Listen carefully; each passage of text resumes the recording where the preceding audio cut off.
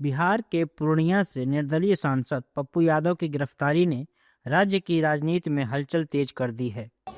31 साल पुराने एक मामले में कोर्ट के आदेश पर हुई इस गिरफ्तारी को लेकर विपक्ष सीधे तौर पर एनडीए सरकार पर हमलावर है।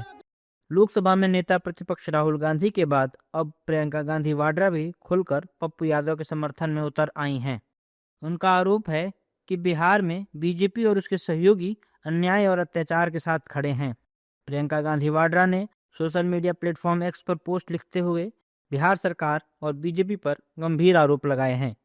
विपक्ष ने पप्पू यादव के समर्थन में रैली की। इस दौरान विपक्षी दलों के नेताओं का कहना है कि बिहार की एनडीए सरकार अपराधियों को संरक्षण देती है और निर्दोषों को जेल भेजती है। आजकल तो तानाशाही चल ही रहा, तानाशाही हो गया है पूरी तरीके से। दोषियों को बचाया जाता है, निर्दोषों को फंसाया जाता है। इस मामले में तो कई बार हम लोगों ने बात ट्वीट भी किया है और लिखा भी है। हम तो पहले भी बोल रहे हैं, सीबीआई भी जांच हो रहा है, तो उस जांच का क्या मतलब है?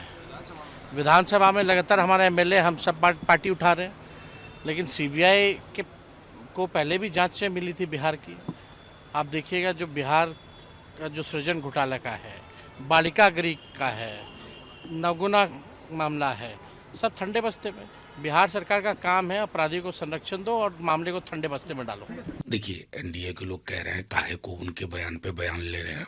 मेरे लिए महत्वपूर्ण ये जानना है कि 35 वर्ष पुराना, जहां तक मुझे मीडिया से आप लोगों के माध्यम से जानकारी मिली है, उसमें ऐसी क्या अर्जेंसी थी कि ठीक उस वक्त जब नीट छात्रा की दुर्भाग्यपूर्ण मृत्यु पर पूरा बिहार आक्रोशित, हर पॉलिटिकल पार्टी सवाल उठा रही है, तो टाइमिंग बड़ा महत्वपूर्ण हो जाता है। क्या साइलेंस आपका उद्देश्य है कि लोग चुप हो जाएं? तो फिर तो ये नहीं चलेगा। जुल्म करेगा सरकार तो विरोध का सामना भी सरकार को ही करना पड़ेगा। जुल्म करेगा पुलिसिया अत्याचार तो हम उसके खिलाफ सड़कों पर ही उतरेंगे।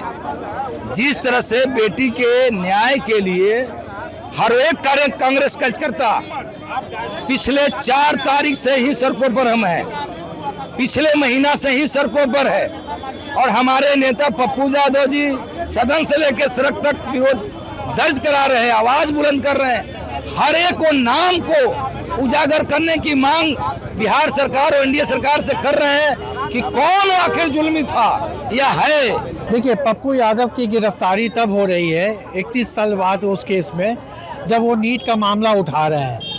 वो रोज़ सबसे ज़्यादा पप्पू यादव ने मामला उठाया। आप उनको गिरफ्तार कर रहे हो, आप उनको नोटिस देके बुला सकते थे। आप उनको कोई ऐसा तो है नहीं। आप दिल्ली में भी वो सदन में जाते हैं, वो लोकसभा के मेंबर है, पार्लियामेंट रोज़ जाते हैं वो हमेशा आते हैं पटना।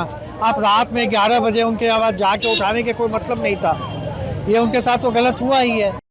दूसरी ओर एनडीए नेताओं ने पप्पू यादव की गिरफ्तारी को उनके कर्मों का फल बताया है। इस दौरान एनडीए नेताओं ने कहा कि ये 31 साल पुराना मामला है और निसंदेह आप जैसा बोते हैं वैसा ही काटते हैं। अब ये पूरा मामला कोर्ट में है। बात छात्र के लिए आवाज़ उठाने की नहीं, बात आपके कर्मों की है। और मैं ये मानता हूँ कि अगर आपके कर्म सही हैं तो आपको चिंता करने की ज़रूरत नहीं। आप एक सांसद हैं, कोई भी सरकार कोई भी जांच एजेंसी एक सांसद के साथ तब तक इस तरीके की गतिविधि नहीं करेगी जब तक आपके पास वो प्रमाण नहीं हो, वो तथ्य नहीं हो।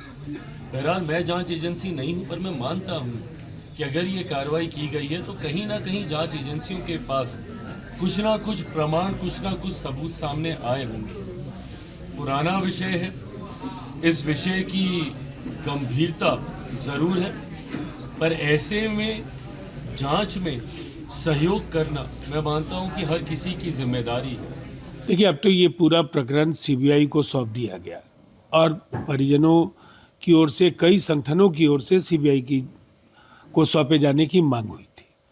लेकिन जहाँ तक पप्पू यादव की गिरफ्तारी का सवाल है, तो 31 वर्ष पुराना धोखाधड़ी का मामला है और निसंदेह आप जैसा बोते हैं वैसा ही आप काटते हैं। गलतियां आपने कभी की है, अदालती प्रक्रियाओं में समय लग सकता है, लेकिन अंधेर नहीं है, देर है अंधेर नहीं है, ये जुडिशरी का मूल सिद्धांत। राहुल गांधी जी सहित तमाम नेताओं से हमारी अपेक्षा यह है कि माननीय पप्पू यादव सांसद हैं, वो फरार थे, कुर्की जारी है, कुर्की उन पर आदेश निर्गत है, तो न्यायपालिका में जमानत याचिका दाखिल करेंगे ना, तो उसमें लिखिए कि नीट के मामले के चलते इनकी गिरफ्तारी हुई है। ये तो न्यायपालिका की अवहेलना है। देखिए, सुप्रीम कोर्ट ने, उच्चतम न्यायालय ने एमपी एमएलए पर जो केस है उनके त्वरित निदान के लिए स्पीडी कोर्ट भी बनाया गया, स्पीडी ट्रायल का भी निर्देश दिया गया। उसी पर पप्पू यादव जी पर 32-33 सालों से केस चल रहा है, फरार है वो, कुर्की जब्ती का आदेश है, कोर्ट का लगातार दबाव पड़ रहा है और स्पीडी ट्रायल चल रहा है। उनको पूर्व में ही आत्मसमर्पण कर देना चाहिए था। बरसों बरस से कोर्ट के द्वारा वारंट निकाला गया, फिर कुर्की जब्ती निकाला गया। बता दें कि पूर्णिया सांसद पप्पू यादव को 1995 के एक मामले में गिरफ्तार किए जाने के बाद 2 दिन की न्यायिक हिरासत में भेज दिया गया है।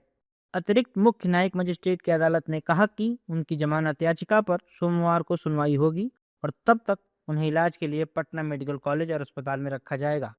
बिहार की राजनीति में ऐसा पहली बार हो रहा है जब कांग्रेस नेताओं ने पप्पू यादव को कांग्रेसी माना है और उनका खुलकर समर्थन किया है।